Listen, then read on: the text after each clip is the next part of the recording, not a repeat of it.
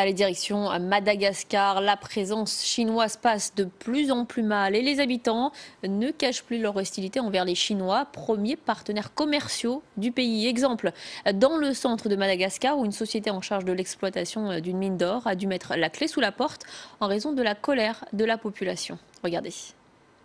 Une mine d'or abandonnée avant même l'arrivée des premiers mineurs. La société chinoise qui l'exploitait a quitté précipitamment les lieux pour fuir la colère de la population locale. Ne restent aujourd'hui que des tentes vides et quelques vestiges de la présence chinoise.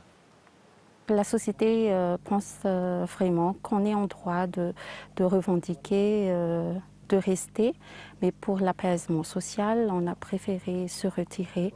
Pendant plusieurs mois, la ville de Soamaina, au centre de Madagascar, a vécu au rythme des manifestations. Les habitants dénoncent le permis d'exploitation de 40 ans, signé avec l'entreprise chinoise, et l'impact négatif sur l'agriculture locale. Le pays n'est pas à vendre. L'amour ne peut pas être acheté par certaines personnes. Madagascar appartient aux Malgaches. Ici, comme partout à Madagascar, l'hostilité grandit face à la Chine, premier partenaire commercial du pays.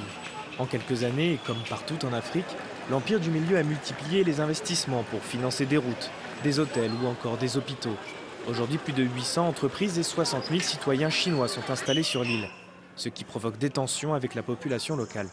Je pense que c'est un problème pour les Chinois qui font des business à l'étranger.